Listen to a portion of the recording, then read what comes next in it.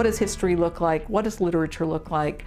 What does it look like when you take diverse women's perspectives seriously? A colleague of mine who asked what I was doing at the library, and I said I was going to teach this course on women writers. And he said, well, you know, I'd like to teach a course on fishing sometime. That was not an unusual response to what we were doing. We were overcoming the fact that women had not been talked about, or they had been distorted, or they had been trivialized. So the first thing was just to take women seriously. Joan and Miriam and people like Mary Rothbart and others involved had to spend quite a bit of effort in making their case, because even though I don't think they were ever told that this is not a significant area for research, nevertheless, there was not a lot of enthusiasm. One Saturday I was at Saturday market, had already started, I guess, and this guy on the faculty, whom I knew very slightly, yelled at me across the street, "You goddamn feminist." You know, it was not very gentlemanly, I must say.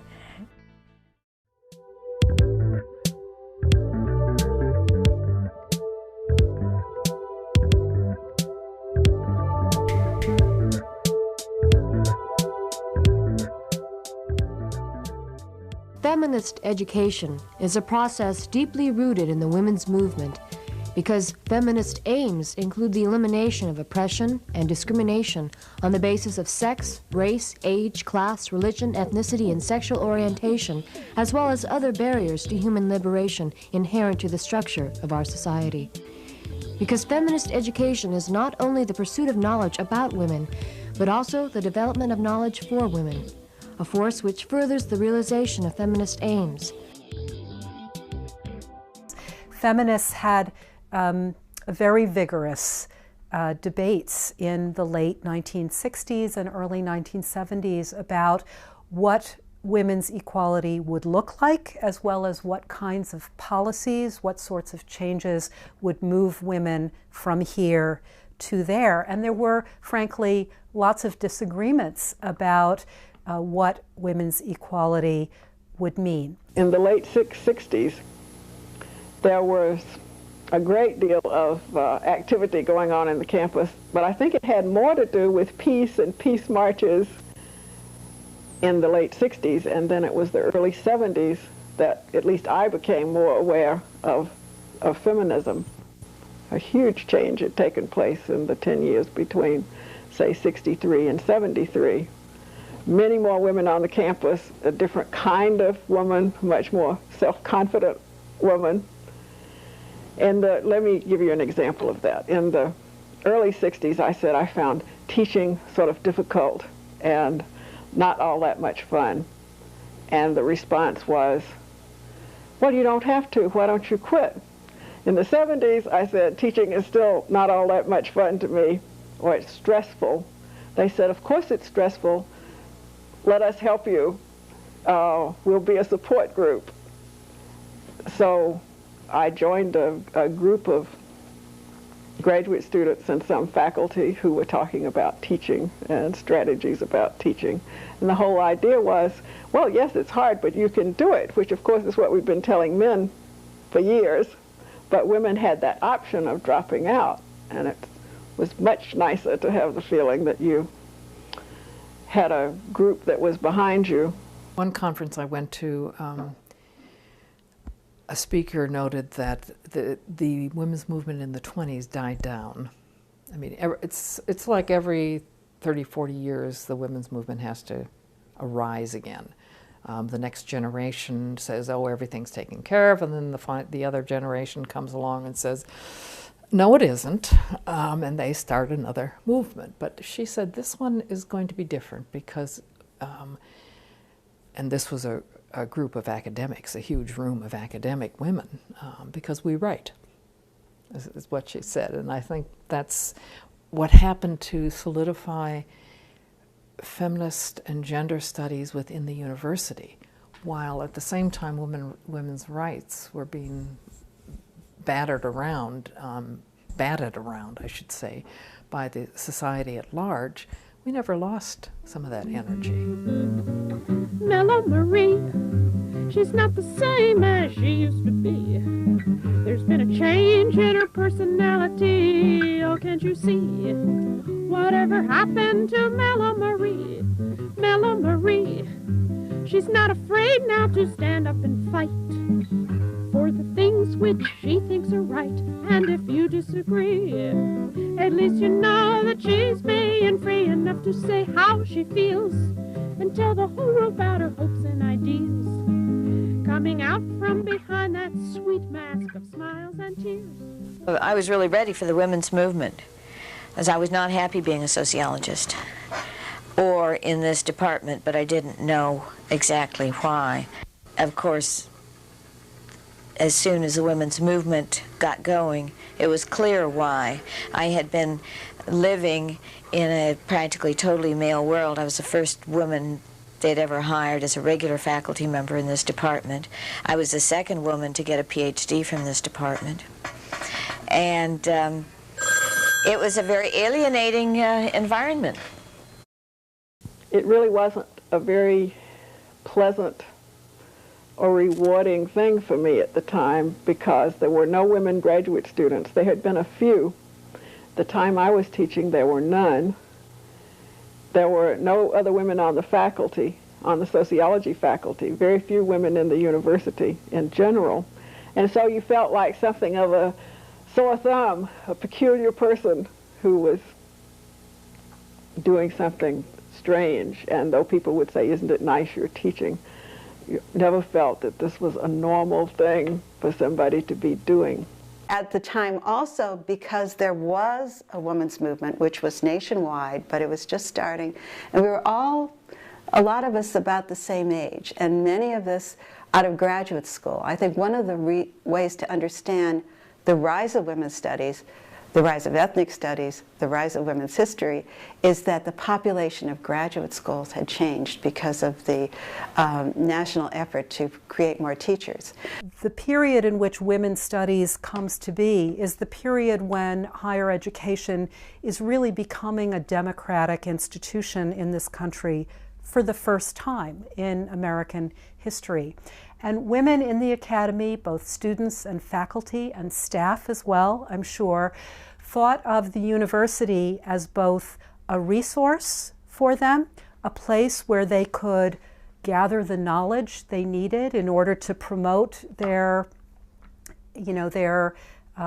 programs of equality for women and advancement for women.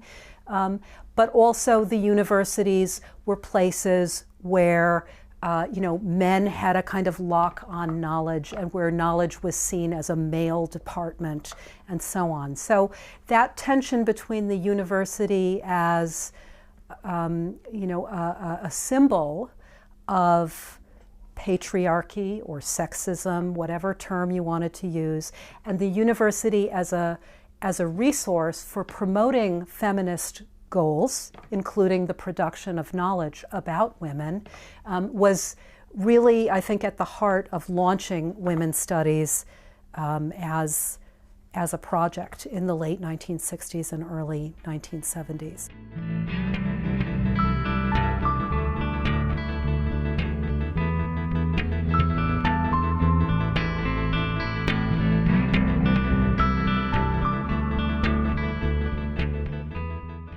So the University Feminists came about in 1971, and during that same time, several things were happening.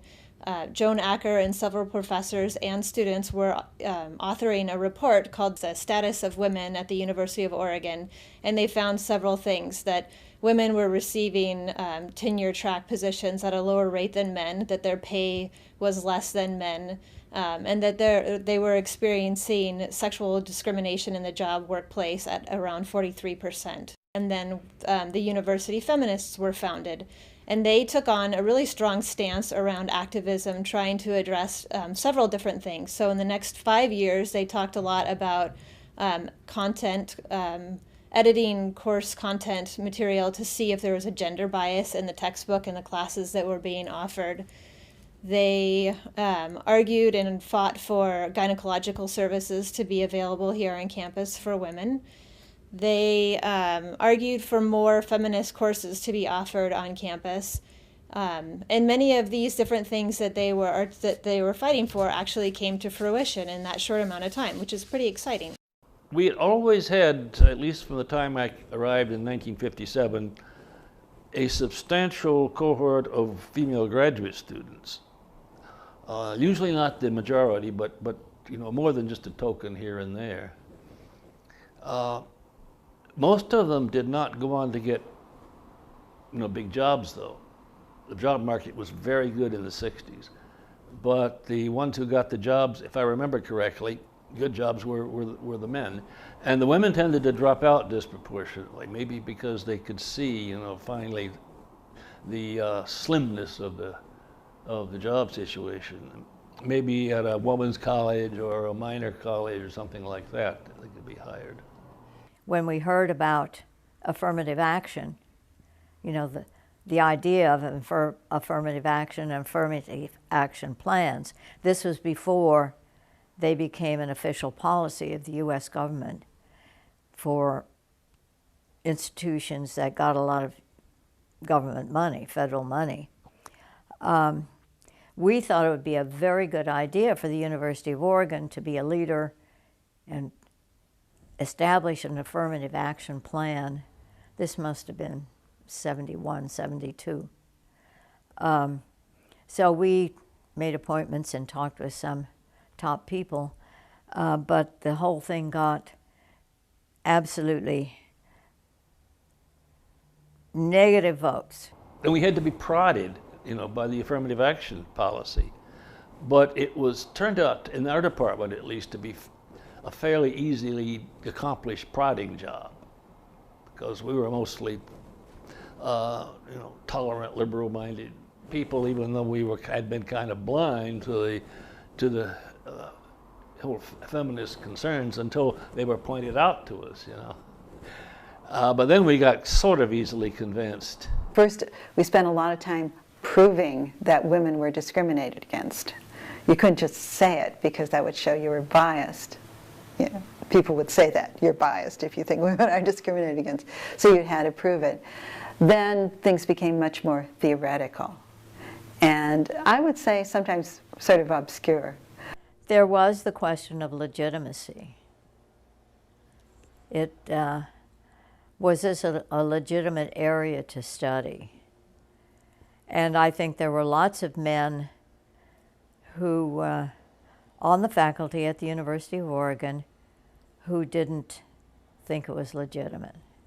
Some of the administrators in leadership here during those years did not understand the value of the interdisciplinary work in women's and gender studies, and did not understand the value of studying gender and power and studying intersectionality, the relationships between gender, race, class, sexuality, and other categories, didn't understand that those studies were legitimate and constituted a legitimate discipline in their own right. Because one of the things that in any new discipline that you have is how to justify it, how to say it's an academically viable topic. In order to become viable, you have to start writing essays and having them published. In order to write essays, many times you have to teach courses so you can begin to learn about the topic. But to teach the courses, you have to be academically viable. And so you're going around in circles trying to get someone to say, yeah, we'll try you.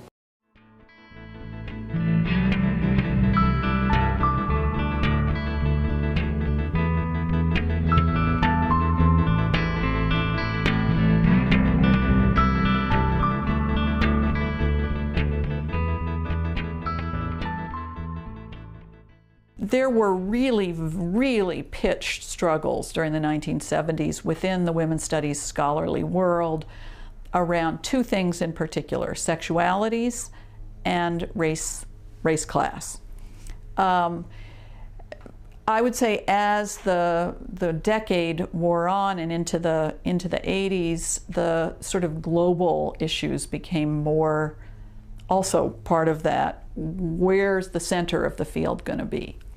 So that was both in women's studies as an academic enterprise, but also in a lot of feminist organizations. I and some others wrote a proposal for a Center for the Study of Women and took it to the Dean of the Graduate School, who was Aaron Novick at the time.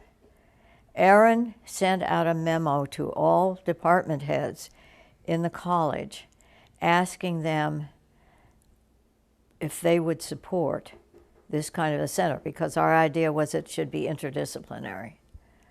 Only one department head said that he supported, they were all men, that he supported it, and that was the head of the sociology department, Dick Hill. And so we could not make it an interdisciplinary department or center at that time because no other department would support it. So we made it the Center for the Sociological Study of Women.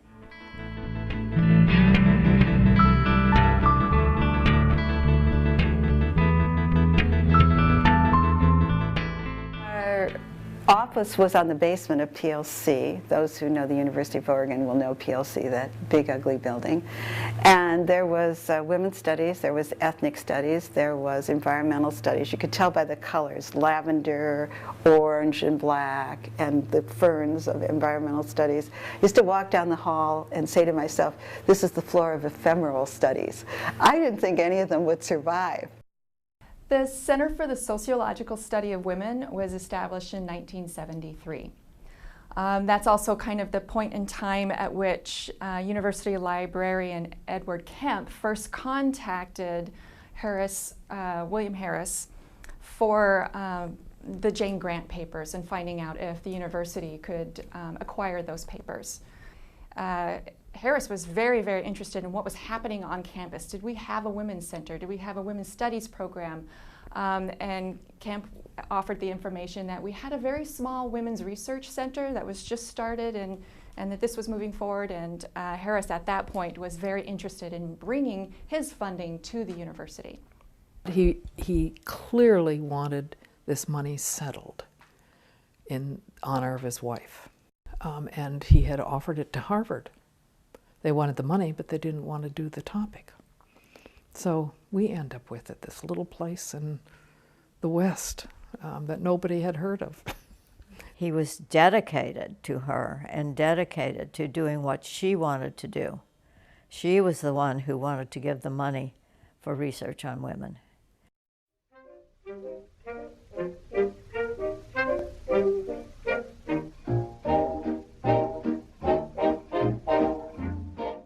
Jane Grant was born in 1892 in Missouri, and she was raised in Kansas. It was during a period of time where women were expected either to be school teachers or to marry, and she didn't want to do either.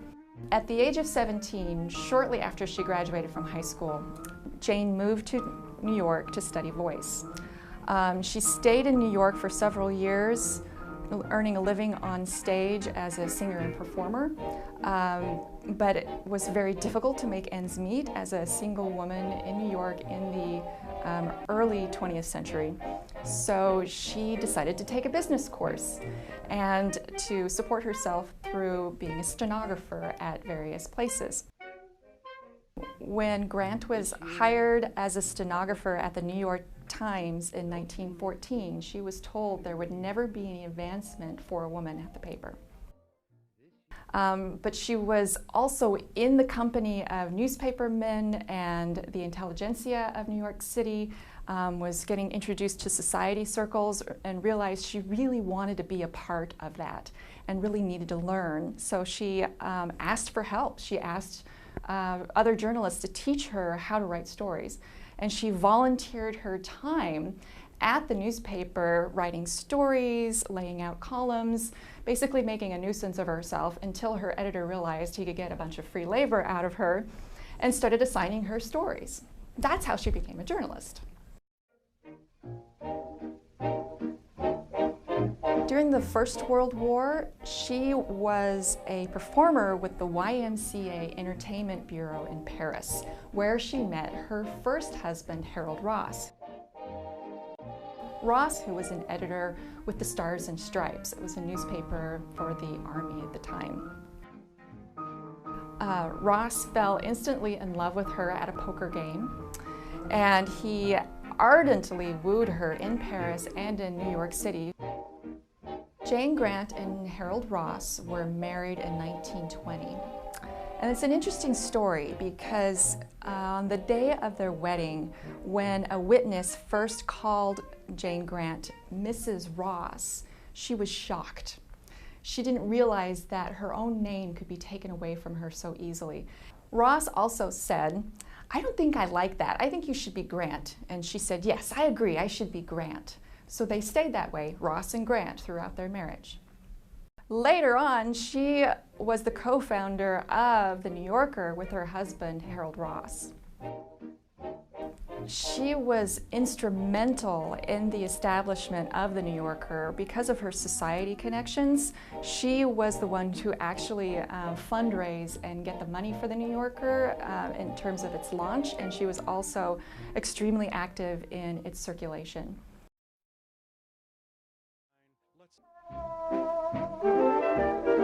Jane Grant was friends with Ruth Hale, who notoriously sent her passport back to the passport agency when they sent it to her in her husband's name. She said, "No, my name is Ruth Hale. I'm keeping it. That's my name." Hale and Grant together in 1920 formed the Lucy Stone League.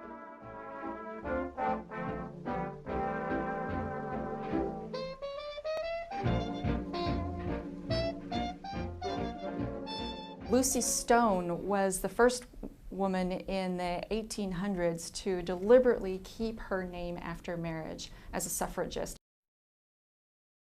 Jane Grant and the Lucy Stone League were some of the first organizations to really address issues of discrimination against women, and that, I think, is their lasting legacy because of what they attempted to do in terms of raising the consciousness about the custom of removing a woman's name in marriage and what that meant for her identity and what that meant for her legal rights. Raising awareness around that set up in the 1950s and the 1960s much larger issues regarding women and discrimination and the fight for equality. The stress of the Roaring '20s, Jane Grant's very elaborate social life, and the publishing of The New Yorker in the 1920s eventually led to the end of their marriage.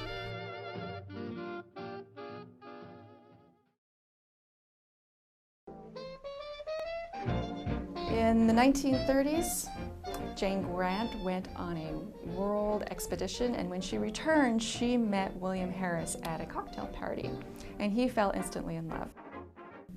William Harris had always supported feminist interests, largely because of his wife, Jane Grant. She was such an incredible mover and shaker in the 1950s during the second reinvigoration of the Lucy Stone League.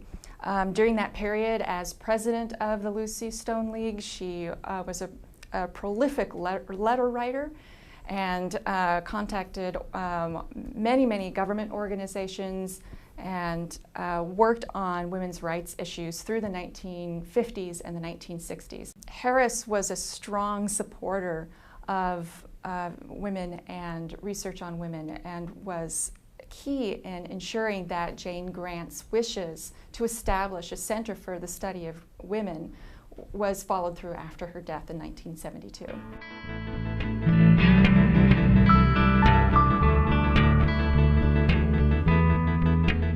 Kemp wasn't a fundraiser, so when he realized that Harris wanted to give this money somewhere, he went straight to University President Robert Clark to say, "We have this opportunity, what do we do?"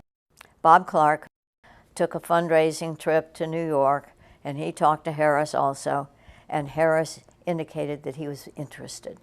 He had started talking to him, "Oh, there is a program." He just had learned about this program at the University of Women's Studies and told him a little bit about it. Harris came back and visited campus about a year later to see CSSW and take a look at what was happening on campus, and very shortly after that changed as well. We all had a dinner with him at Bob Clark's house. By the end of the evening, somebody said, well, we ought to talk about this center and if you want to give us some money. And he said, yeah, he thought he wanted to give it to us, and that we should have complete freedom to do whatever we wanted to with it. William Harris was a tall, handsome, elderly gentleman who obviously came from the East Coast elite. That's probably one of the reasons that some of his East Coast friends were so shocked that he gave the money to this ridiculously unknown West Coast university.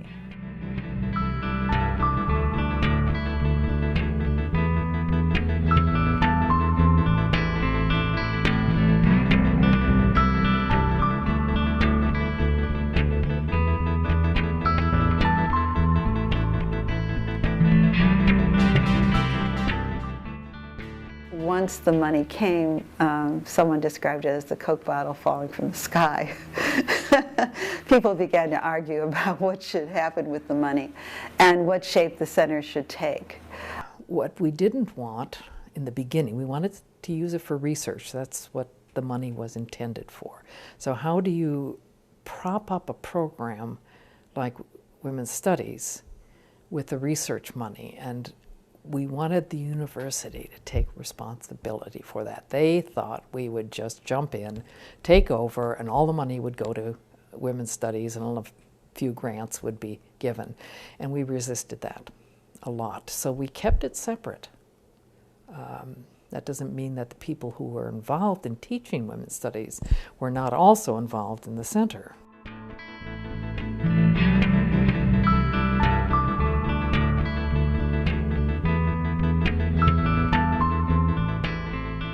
The germ of what became the Center for the Study of Women in Society began with a center located in the sociology department called the Center for the Sociological Study of Women in Society.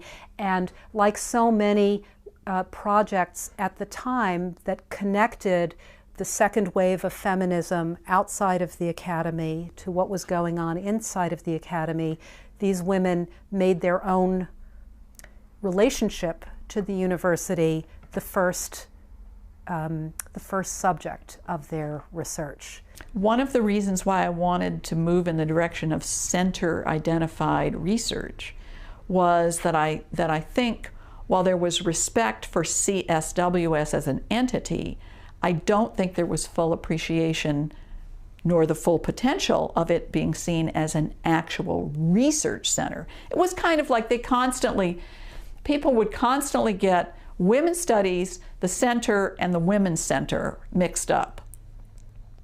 It's like it was all one thing. But the fact that we have these analytical tools, that we can think about every question in the academy through the lens of gender is really a result of the establishment of women's studies at precisely the time that CSWS got its start. Women's Studies and CSWS and the Women's Center and what was then Ethnic Studies that then grew from there, all collaborated a lot on classes and on curriculum and on referrals and on students being able to kind of be double majors or get a certificate in one or minor in something, and there was lots of communication. It seems like mostly through the graduate students who were moving back and forth through these different organizations, and they were relating with the faculty and they were relating with the students, and it was my experience that kept growing, and that CSWS became a hub of that. The field was tumultuous, exciting, expanding, interdisciplinary, but also with a really clear political edge, and I think varying connections between academic and non-academic feminist projects. I did the usual teaching, assigned courses. You know, the department assigned me all kinds of courses at first, but by about 1972, I was teaching almost only about women, and we didn't have the term gender yet, but I was teaching courses with a feminist perspective.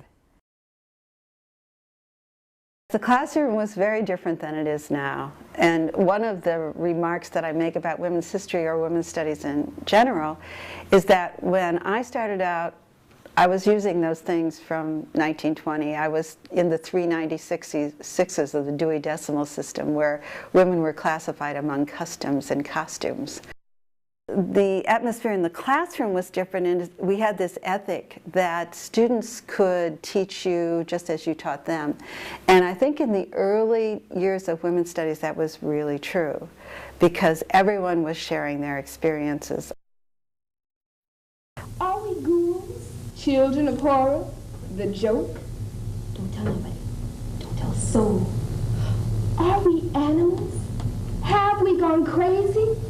I can't hear anything but maddening screams and soft strains of death.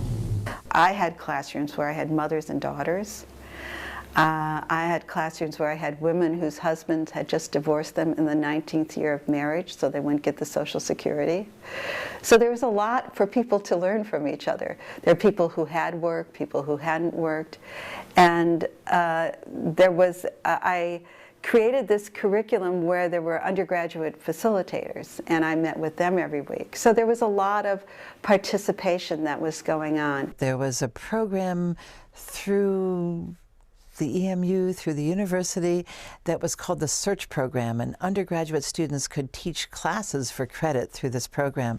And one of the classes that I had taken was a class on gay and lesbian studies, and that was pretty exciting. And then I decided that I wanted to teach something just on lesbian studies. And so I did that early 80s, maybe 82, I'm not sure of the exact date. And so as an undergraduate through the Search Program, and it was called Lesbians, Myth and Reality. And we opened it up, the community people could come into the classes too, and people taking it for credit. And in the community, they called it Lesbians in the Midst of Reality. So it had two different names. So we work closely, as closely as possible with the Women and Gender Studies Department. We oftentimes contact professors to learn what types of books they're reading and what types of scholars to bring to campus. Whenever we bring a speaker, we try to make sure that they come into the classroom and give a workshop or a lecture series there. We have faculty come and talk with our staff every year, throughout the year, to talk about issues that are happening in the field. And then we have a lot of crossover between students. So a lot of the students that are in the classrooms are on staff here, or our students are GTFing or leading the discussion groups for the classes. And then we work with the Center for the Study of Women in Society around things like this conference that's coming up, and trying to support it through financial means as well as volunteers, and just being at the table to add to the dialogue.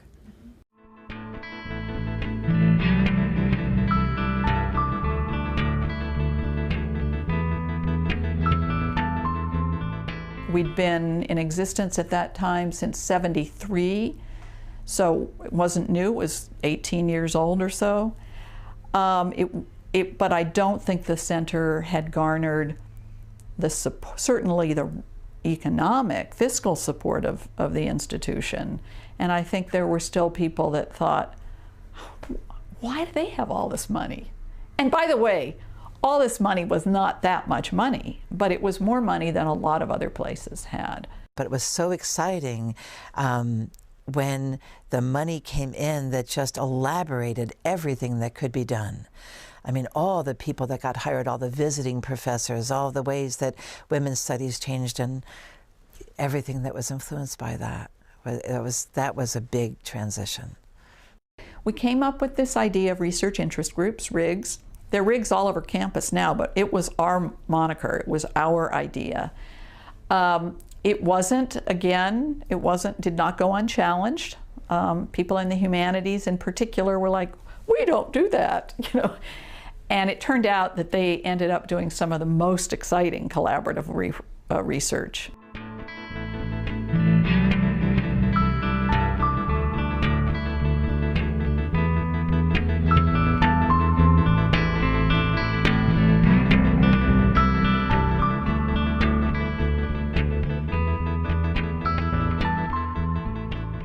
We had our first RIG affair, we called it the RIG affair, and we brought people together in different rooms under sort of different themes and said, see if you can make something happen. What might you all or some subsection of you want to do?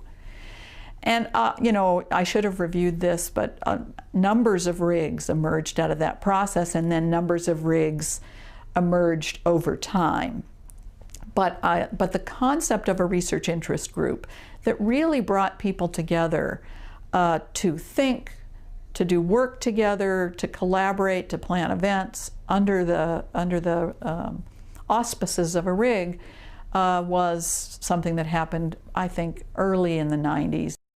Well, I think the America's RIG for me, I mean, it's been a very important space, and even before that, I directed a project with funding from CSWS that was about gender and family issues in Latino populations here. We had a big conference that produced a bilingual memorial book. We had a whole series of activities over 2 years in the community. Very exciting projects emerged out of many of the different RIGs. And it helped to begin to create this CSWS identified infrastructure of intellectual work separate from the individual scholar. And the RIG I've been primarily involved in is the Social Science Feminist Network RIG. And I co-coordinated that RIG for 2 years and was part of large research project where we looked at time use among academics among faculty at the U of O. And that RIG really, I mean, my participation in the RIG gave me a lot of things. It gave me community in my department and with other feminists, social scientists.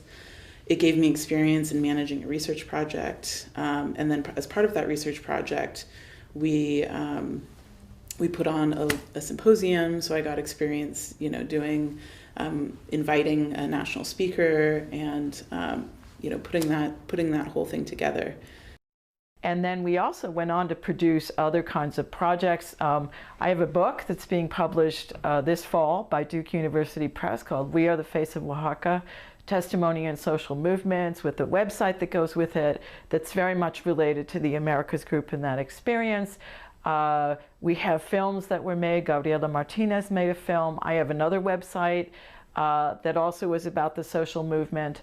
Stephanie Wood produced 2 summer institutes for teachers with NEH funding out of that experience. And there has been a generation of younger scholars who've come in who have, for example, focused on issues of Afro-descendant women, and issues of race and gender in the Americas through a wonderful series of speakers. We've read people's books and discussed their books, their work with them on campus. So I think it's a very exciting and sort of vibrant part of CSWS that has grown in new directions. It's very healthy because it has young faculty coming in. It has a long history, and it's connected to things that have mattered to CSWS for a long time, but also taking it in new directions.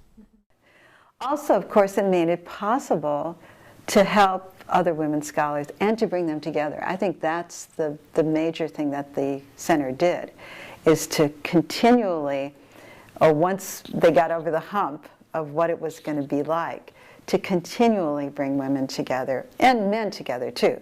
Anyone who's interested in women and gender, usually could find a place at the center. If not in getting a grant or applying for a grant, be part of the seminars. My dissertation is titled Gender in Context, Transmasculinities and Transgender Experiences in 3 U.S. Regions.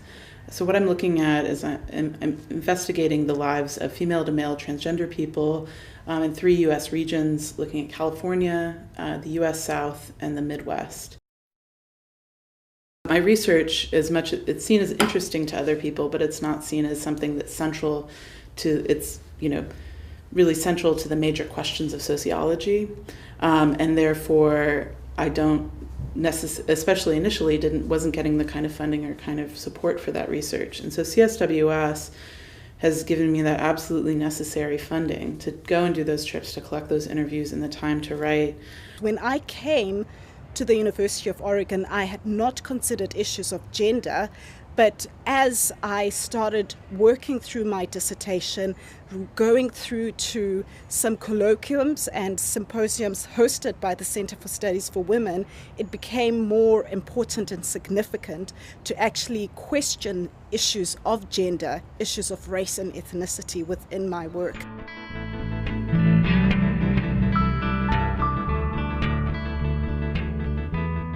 In 2007, 2008, I co-directed CSWS with Stephanie Wood and Judith Music.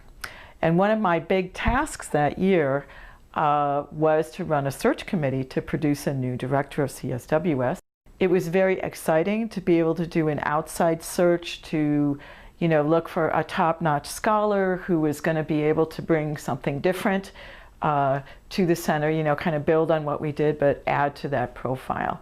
So in many ways, our most important mission that year was finding a director, and we were successful. We got Carol, and she's done a marvelous job. The other thing I was doing that year was incubating class. So I was really kind of leading this group of 3 people directing the center, but also working with a group of faculty to get a new center going through CSWS. The Women of Color project started in 2008, and it came from a grant that we received from the National Council for Research on Women. And the fund is from the Ford Foundation, and the title of the grant was Diversifying the Leadership of Women's Research Centers. And it seemed like a really good opportunity. I think women of color have always participated in the center, but not necessarily have led it or been in leadership roles or had sort of an institutional place in the center. And at that point, I think we were also dealing with issues of retention of faculty of color and women of color. And at the time that we wrote the grant, there were, I think, 5 or less, tenured women of color faculty on our campus. So the push was to really get women of color central in the center, to sort of see the grant for the importance that it is in terms of diversifying leadership. Well, diversifying a center, it's something that you cannot do overnight, and it is a process, and we have begun that process after hiring Carol Stabile as the director. The first associate director that we draw from the pool of the Women of Color project was Lamia Karim, who is an anthropologist, and she's a faculty member, associate professor in the Department of Anthropology. So she was the first associate director from the pool of women of color. And currently, I am the second associate director who has been also drawn from the pool of women of color here on campus.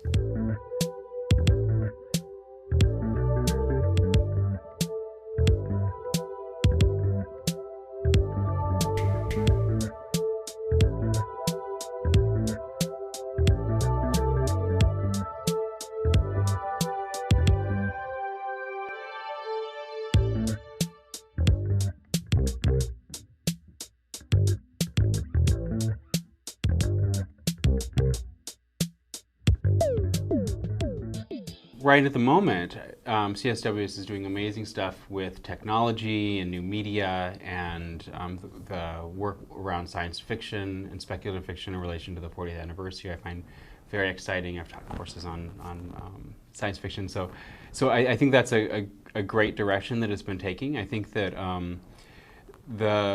for me, the natural place for it to move in the future is to have a more global reach and to really think about women and gender and sexuality increasingly outside of the sort of global center, right, of Europe and North America. One ways in which the center could expand the international capacity is by engaging with other scholars around the world internationally, and perhaps inviting scholars from other countries, non-European countries, maybe the Global South, to come here and have, let's say, a quarter at the center when they can share with us their knowledge, share with us the challenges that they face in the research on gender and all the intersectionalities that deal with gender and women's studies, like race, class, sexuality, all of that, and share with us how do they go about conducting that research in their specific regions of the world. I think that that will be a positive way of engaging the international conversation on this arena. I think that the center is going to have to continue to be a leader in moving forward diversity efforts on this campus and gender equity efforts on this campus, because we still have a lot of work to do. I also think that the issue of how the endowment moves into the future is something to consider, because grant opportunities nationally and large grants are really drying up. It's necessary to support the center, to support the endowment. I believe that the work we're doing is important. There are avenues for example, federal funding that are available for the study of women, the study of gender, but those tend to be very narrowly targeted toward the sciences, toward biology and the study of women's health, and to a lesser extent education and disparities there. But the kinds of cutting-edge work that the center might support in, for example, philosophy, or people working in communications or English or history, right? Those kinds of studies are much harder to find support for. What the endowment from Jane Grant and her husband William Harris has provided to the Center for the Study of Women is credibility. And beyond that credibility, it has helped establishing the center as a place where we can engage in new areas of research and also interdisciplinary work. And I think that's fantastic. That's something that we have to keep doing at this center, and that we have to be pushing the boundaries of how we look at women's studies, gender studies, and all the different intersectionalities of that. You know, when it comes to the challenges, I really do think that one of the challenges has to do with how we think about philanthropy. And philanthropy still remains understood in fairly conventional terms. You have the donor and his wife, and that's the way that you think about approaching people. But 70% of inheritable wealth in the future is going to be in the hands of women, because women inherit twice. They inherit from their parents and they inherit from their husbands. And so I think we need to think about the changes in donor profiles and the fact that there are lots of donors out there who are very interested in gender equity and diversity. And it's up to us to create exciting opportunities for them to give the kinds of gifts that make the difference that CSWS has made in the lives of students and faculty members and staff. There's no declining need, no diminished need for the kind of intellectual community that CSWS has offered generations of scholars for whom this kind of work matters. It has a really tremendous reach on campus, and it's been incredibly successful in creating community, creating scholarship, advancing research over the last 40 years, and I hope that it will continue to do so over the next 40. But I also think it's made the University of Oregon visible, which, again, people are concerned about prestige. And so there are a lot of scholars here who do this work, and this work is considered by people now very important. Maybe we need a little bigger megaphone, but the center has enough capital, cultural capital, that when it speaks, it's important, you know, it's heard. Not necessarily you snap your fingers and things change, but it is a place that has that legitimacy, and we need to keep using it. I think Jane Grant would be very happy to see how the center has used the funding over the last 3 decades. I know, you know, from having read her papers and from having read some of the accounts, how interested she was in having research on women, in doing research, supporting research on women. But I think that Jane Grant was also forward-thinking enough to understand the changes that have happened since the movement of her day.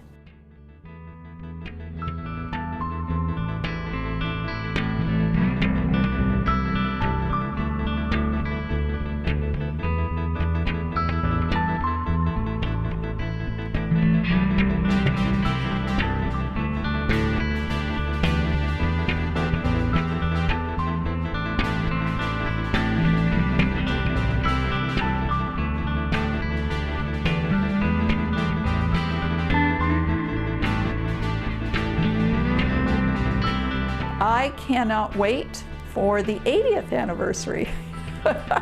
None of us will be around. Well, maybe she will. Women and gender studies, and women and ethnic studies, and women and science, and all of that can change and can influence the whole world being a happier, more peaceful place.